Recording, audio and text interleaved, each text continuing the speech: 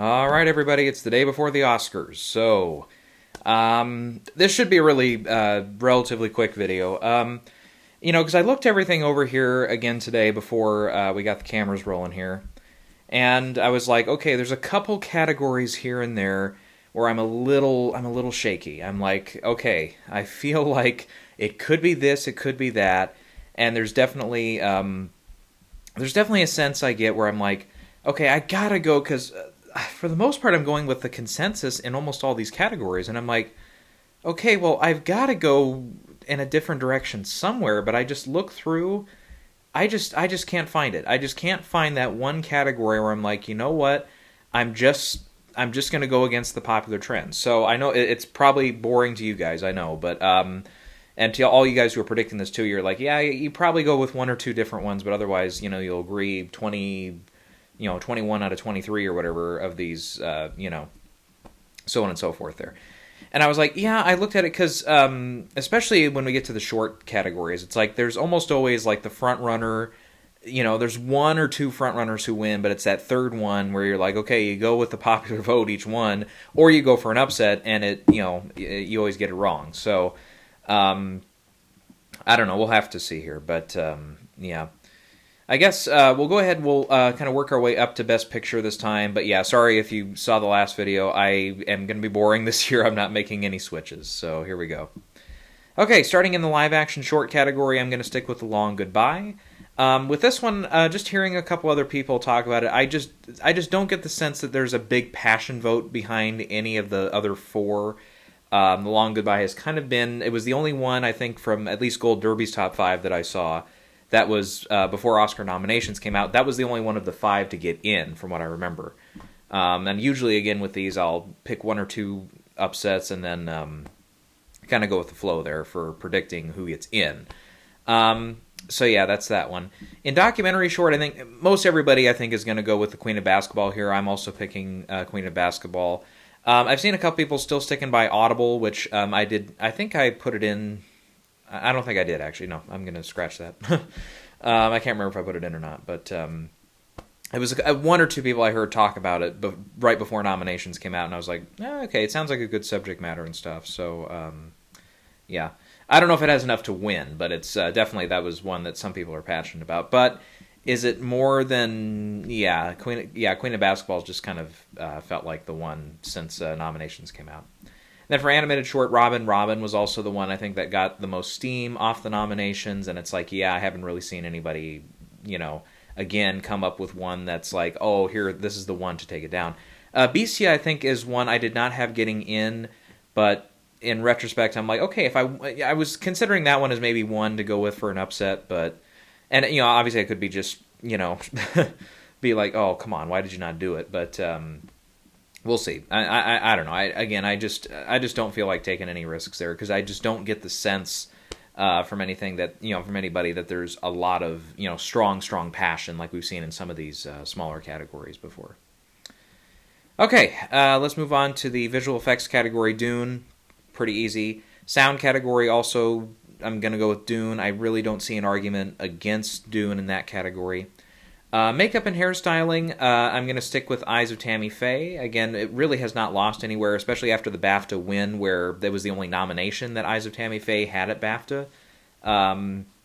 It feels like Vice that year, because that was one, again, at BAFTA. It felt like, okay, they didn't really like it anywhere else, so at BAFTA, so it's like, yeah, even then, because it was missing, like, director and film over there, it's still one for makeup. So it's like, yeah, that kind of feels like we're in that type of category there. For the music categories, original song, if anything, I switched who the number 2 was. Because I had Be Alive from King Richard in second place. But again, even though this one, it's Beyonce and everything, and it's in a film that's a Best Picture nominee here, and I think between this and the Belfast song, it's the one, I think, between the two that feels like it's closer to winning here. Again, I'm not hearing really too many people talk about it. I don't think it's gotten as much airtime or playtime as, obviously, the Encanto, all the other music from it, or from Billie Eilish's No Time to Die. So I'm gonna go with No Time to Die here. I've heard a lot of people are kind of switching or thinking about it with Dos Orugatas. I think I've heard a couple of people pronounce it now, so I think I'm closer, at least to pronunciation on that, or saying things right. Yeah, I know it's an old joke. Yeah. Anyways, but so I have that one in second place. So if I get it wrong, then at least I'll say I had it in second. But and that, yeah, again, we thought I talked about it like, okay, you had Frozen and some of those other ones where it's like, yeah, you win animated, but you also carry song. Toy Story 3 is another one, for example.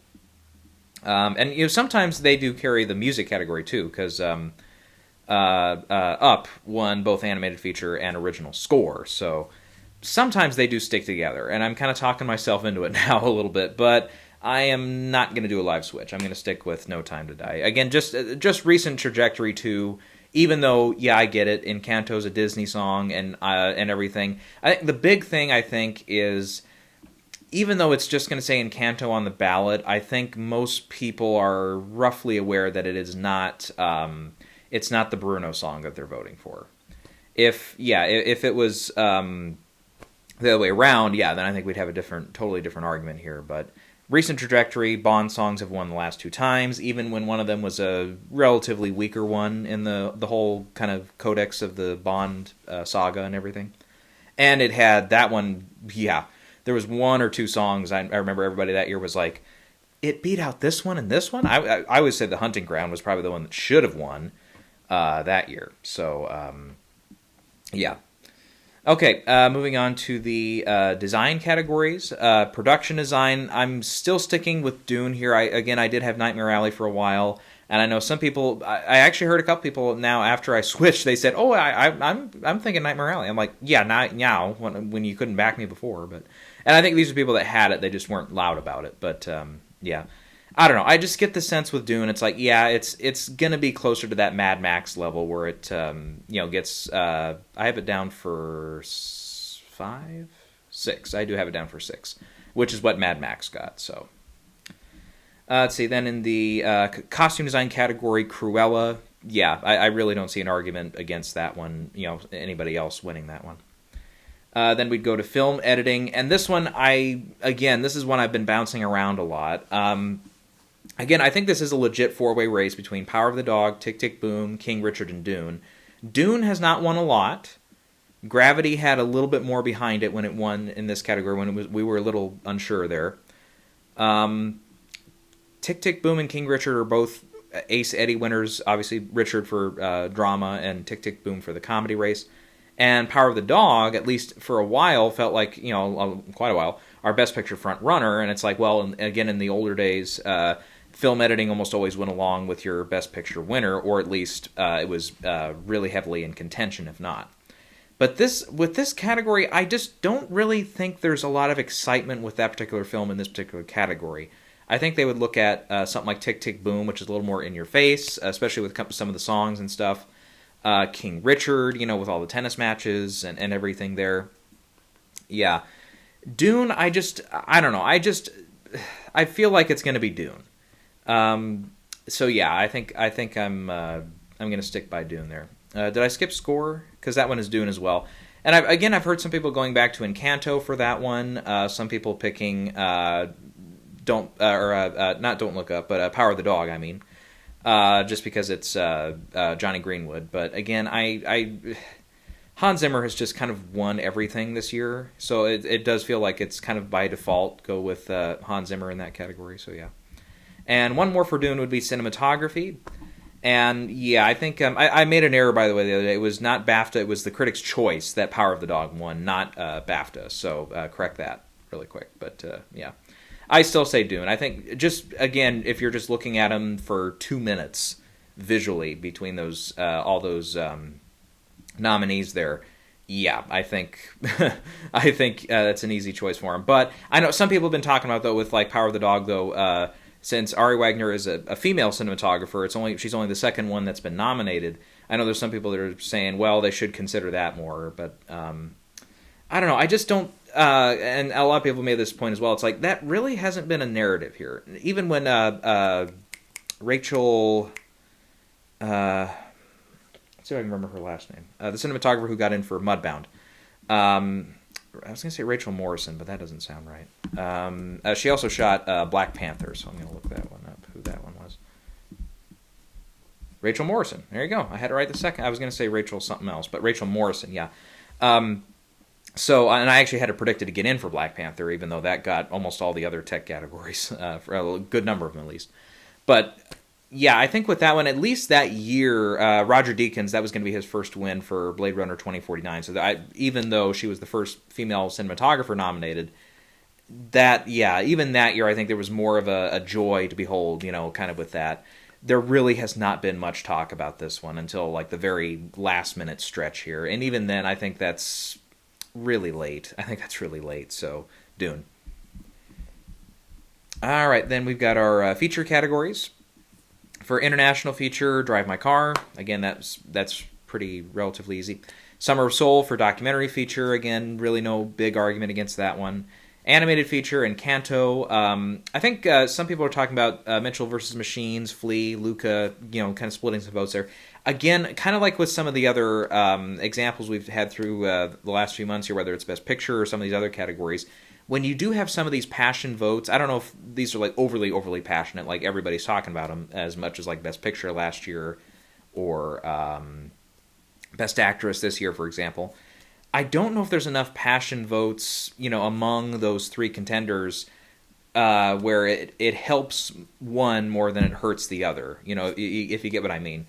Like, for example, the passionate voters for Luca, the number that are there for Luca is going to be smaller than or about the same level as the ones who are passionate for Flea, and the same goes for Mitchell vs. the Machine. So even though those are votes taken away from the projected frontrunner in Encanto, that doesn't, it doesn't always work out math-wise, and it's like, I don't know. So that's the only one I have in Encanto winning, but there's some people that are picking it to go 3 for 3, actually, which would be very interesting.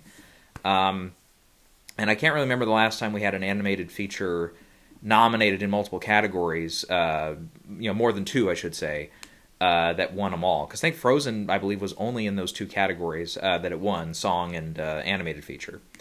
But yeah, getting more than 2 and sweeping them all, I can't remember the last time that happened. Because obviously Beauty and the Beast was, that one and Toy Story 3 and Up are like the only ones I can think of. Obviously all 3 of them were nominated for Best Picture, but none of them won Best Picture, so they didn't sweep everything. They won more or less 1 or 2 of their other categories that year. So that leaves it up to screenplays, and yeah, I think we've seen most people switch to Belfast here this week, if they weren't already switched to Belfast. I switched maybe a little earlier, but I think that's Belfast. Licorice Pizza, though, and Don't Look Up, I think, I kind of get a sense that those could split some votes as well. And Belfast has it has 7 nominations. That's the same number actually, if you look at Licorice Pizza, that has 3. Don't Look Up has 4. So you combine those 2, that matches what Belfast has, if you want to put it in that perspective. So for the number of respect for the film and everything and all that, yeah, I think Belfast is my pick there. Adapted screenplay, I'm sticking with Coda here. I think with this one, again, we've seen a lot of people switch this week, and after I made the switch to Best Picture for Coda, I was like, I think I'm taking screenplay along for the ride there. The acting categories, supporting actress first, Ariana DeBose, done. Supporting actor, Troy Kotsur, pretty much done. I'm going to say that one, is a pretty good bet there. Best actress. So this is where, because again, like we talked about this last year too, sometimes in these top 8 categories, you got to go for one upset. There's like one, and really quick, let's recap from the last couple of years here, shall we? Just to kind of put it all into perspective here. So last year in the top 8 categories, most people, I think, did pretty well. I picked the upset, and I was glad I got it right, even though it pained me to see Chadwick lose. Anthony Hopkins for Best Actor last year was an upset. Let's see. Parasite for director, I would say much more so for director. That was a big upset in the top 8. Otherwise, I think I got the other 7. So, yeah, I did pretty good at that. And last year, I think, I think Nomadland for actress was the only one in the top 8 I missed. Let's see. You could argue Green Book for picture and screenplay for 2018. One, I guess, more so than the other. I guess I was a little bit more surprised, I think, in the screenplay category, because that one won, the Globe out of the gate, and then the controversy with one of the co-writers hit, and then that film totally disappeared from the screenplay conversation for a while, and all of a sudden it's back in there to win.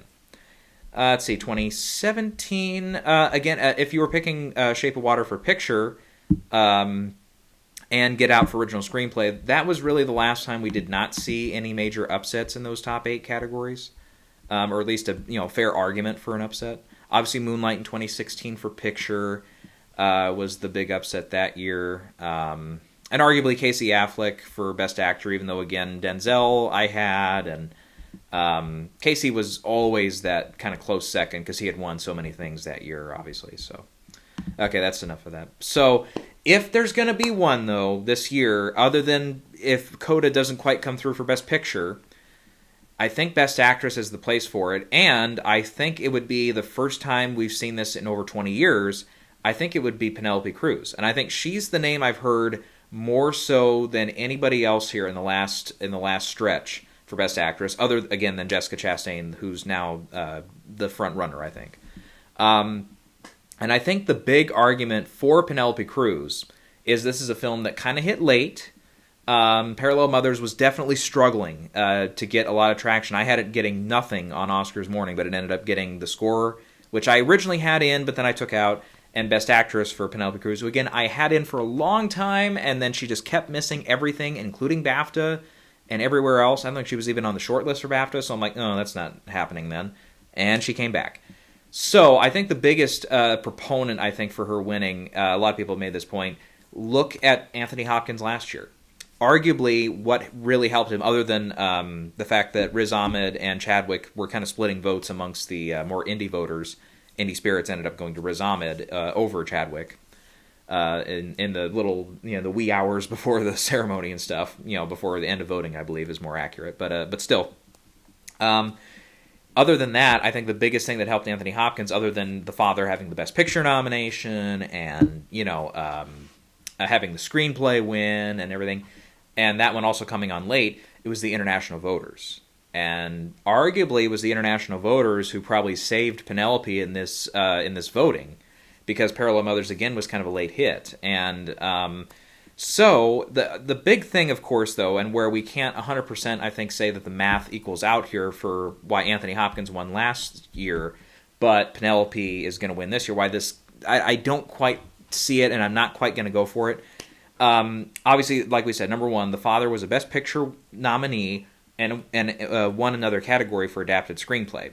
Parallel Mothers, on the other hand, wasn't even the entry for its country of origin, for Spain, and the only other nomination it has is in original score, where it's, I'm sure it's glad to be nominated, but I really don't think it has much of a big shot of winning. Now, it's true that Penelope Cruz, like Anthony Hopkins, was a past winner. Chastain, I think, part of the argument, too, why I'm sticking with Chastain is she has not won yet.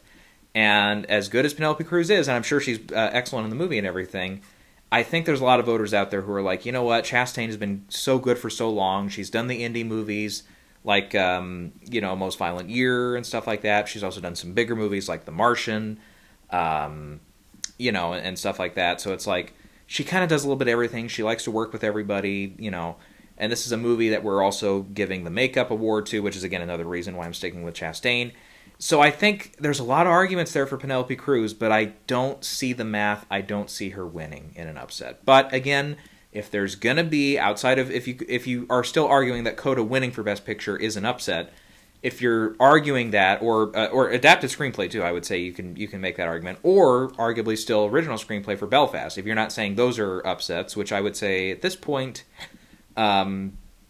since Coda I've been predicting here for a little while, really since PGA.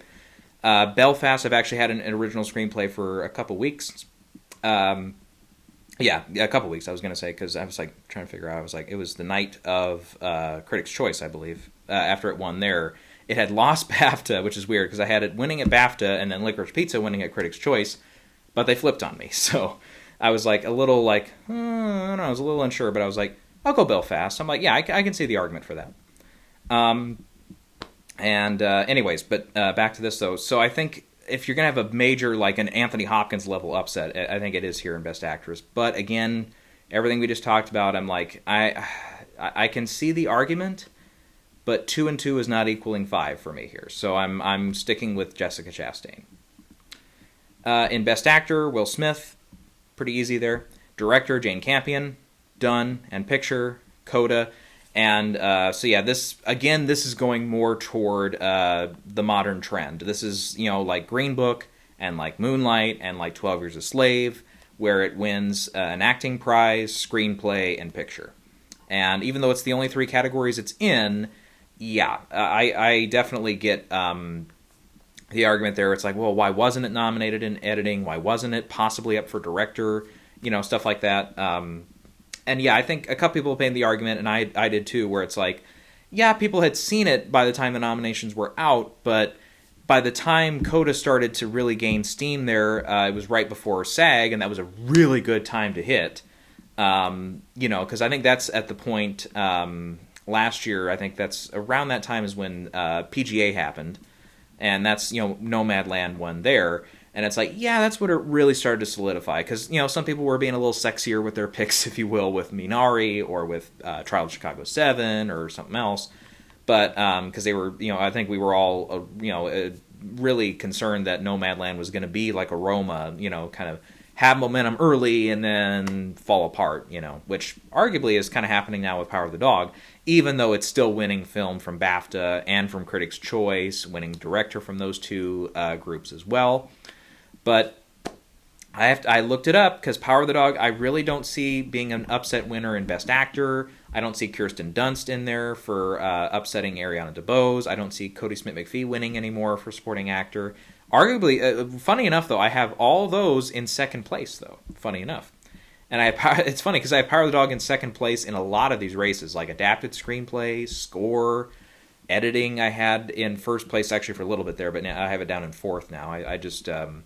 yeah, again, I don't think that's really the obvious pick there. But still, with this one, I looked it up too because I'm like, okay, because we were talking about the other day how if Power of the Dog does win director only, that's the first film in over 50 years since The Graduate. It'd be actually 50, coming up on 55, just shy of 55. It'd be technically 54 years since a film won Best Director but nothing else. And then it also would be if Power of the Dog comes through for picture, and it only wins picture and director. This would be the first time in close to 85 years. You have to go all the way back. I did the math here tonight, off camera. It's only happened twice. There was You Can't Take It With You and All Quiet on the Western Front. Those are the only 2 films, both in the 1930s when the Academy was still in its really young days, when it was figuring everything out. Only 2 examples of films winning Best Director and Best Picture and missing every other category. So yeah, it's like, okay, so either, as we mentioned last time as well, either Coda is our first Best Picture winner without directing and editing since the editing category has been established, so that'd be a first in Oscar history, or it's the first time we're seeing a film win Best Director and Best Picture only since 1938. So it's like one of those 2 records is going down. And, yeah, and arguably we could see also that record for The Graduate also fall, because so far that's been the only film to win Best Director to have multiple nominations. Oh, no, I shouldn't say that, because I looked it up, because The Divine Lady was like the second or third Best Director winner, if you want to go way back to the late 20s. And that one was I think that one, I looked it up there, and at least according to Wikipedia, and I guess I didn't really challenge it anywhere else, but as accurate as that is, it's the only film I think that's won Best Director without a Best Film nomination, an equivalent of Best Production, Overall Production, or whatever the original category name was for Outstanding Production, I think is what it originally was at the Oscars there in the very early years.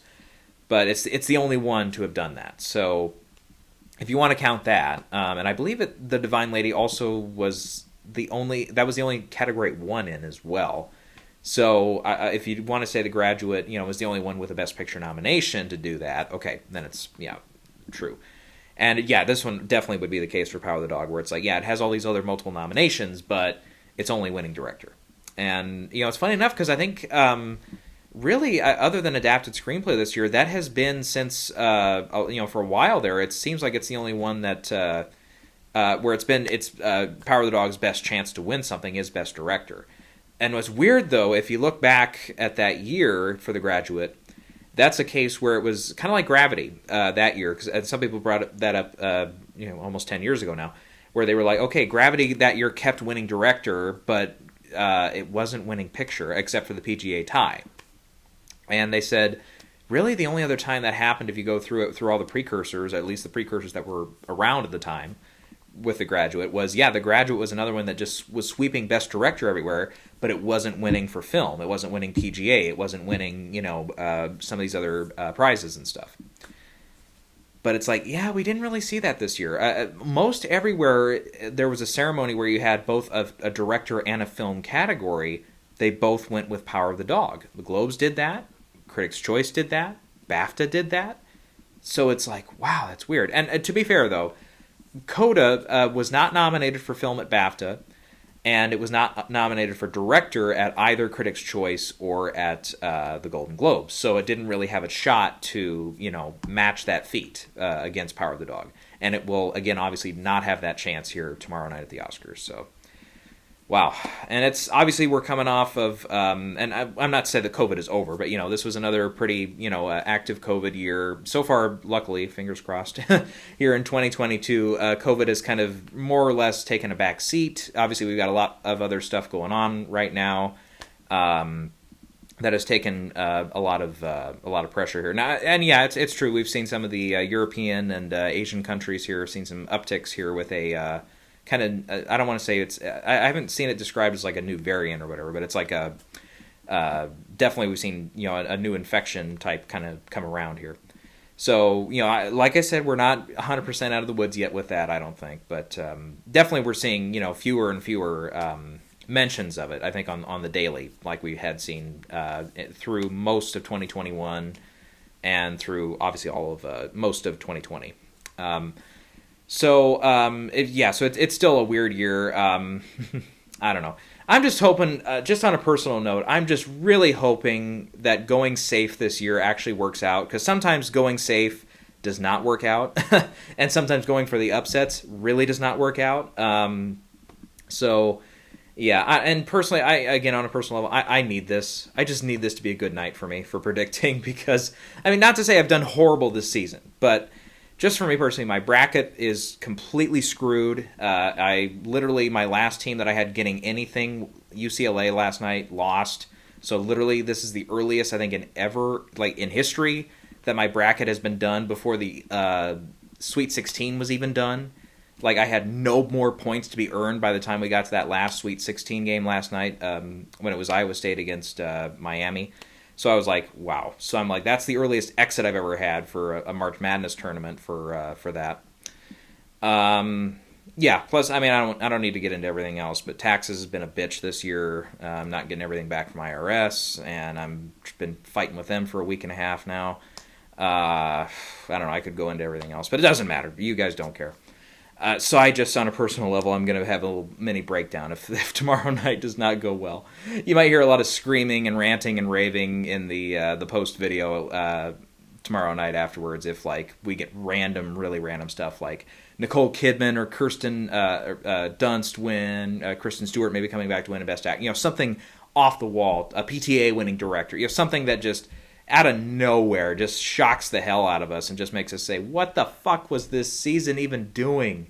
Like, just those, and it's like, I'm sure we'll see one or two of those, but I just don't know where to put that surprise this year. There's just nothing that's screaming at me. Again, unless you're not picking Belfast yet in Screenplay, or you're not picking Coda for either director or screenplay, I don't see where that surprise is going to come from. So I'll go safe this year and just see what I get. So, all right.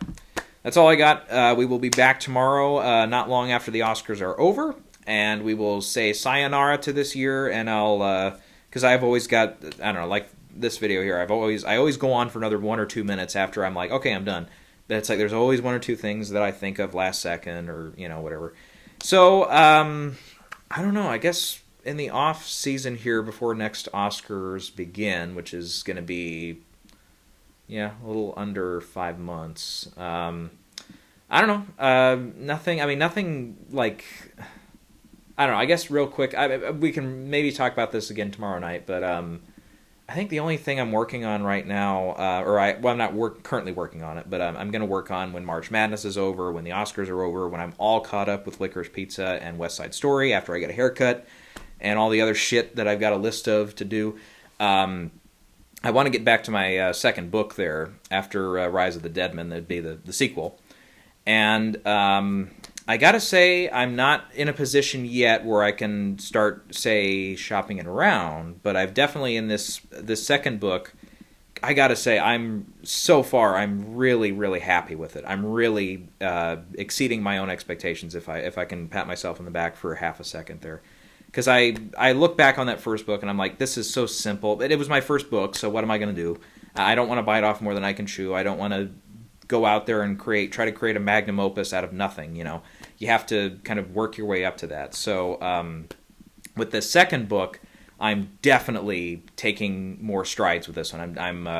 We're talking more like there's more big themes in it, more interesting characters, gray characters. There's definitely more stuff like that where I'm like, yeah, I'm really getting into it. And I don't know, I'm really happy with it so far. And I'm going to have some test readers here lined up pretty quick. Because I'm like, I don't know, I'm like, seriously, I've read novels where in the past where I've been disappointed, even though they've been bestsellers. They've been from very known authors and stuff. Where I've been disappointed. I'm like, seriously, I'm writing better than them. I feel, I mean, if I can not to sound too narcissistic here, but I'm like, no, seriously, like what I'm putting together here, it's not perfect yet. It's not 100% where I want it to be, but I'm like, some of these other authors, man, I'm doing better than them. I feel like right now, which again, I don't want to be too full of myself here, and I don't want to set up high expectations for it, but for the three of you that have read it out there, but no, the first book I mean, but the three of you who have read the first book, but no, I'm like, I'm considering, okay, maybe I'll actually try to get some kind of lit agent or somebody who can actually try to shop this around, because it might be that good. It might be. I don't know. Like I said, that's where my test readers come in. They tell me, okay, am I full of shit? Am I really off base with that? Or is this actually something good? So I don't want to promise too much here, but I definitely am going to get to that in the off season. I don't know. I considered for a while there, and again, we can get more into this tomorrow night maybe, but I considered maybe like upping stuff in the summer, like doing like some lists, countdown lists, like because I'm almost all caught up with all the Marvel stuff right now. Obviously, Moon Knight is going to start next week here, but I was like, you know what? Maybe I should like actually like do this professionally. Like actually put a video together, take actual clips from films. Enough of them where you don't get copyright strikes and stuff. Long enough clips for that and whatever. And like do like an actual like video where I'm like, okay, this is the from all the Marvel content as far as the films and the TV shows, this is my ranking from worst to best or whatever.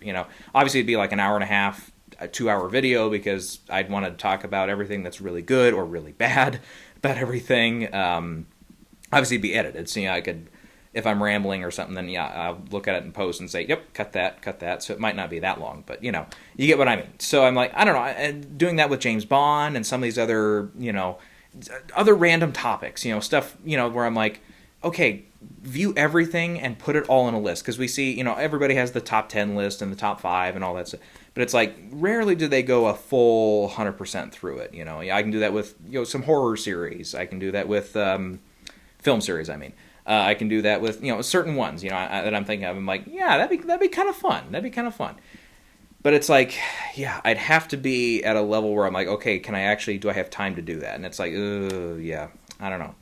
I'll have to see how the summer goes. But yeah, all right. So yeah, I've dragged on enough for this video. So there you go. I'm going pretty safe this year for the Oscars. I don't really see the 1 or 2 categories where I'm like upset like I had last year. So. Yeah. I don't get very big cojones this year for predicting like an Anthony Hopkins and actually getting that right. So, anyways, and I'm not lording that over everybody from last year. No. Again, the last thing I want to be is full of myself with a little operation like this. But, anyways, okay, that's it. Bye bye.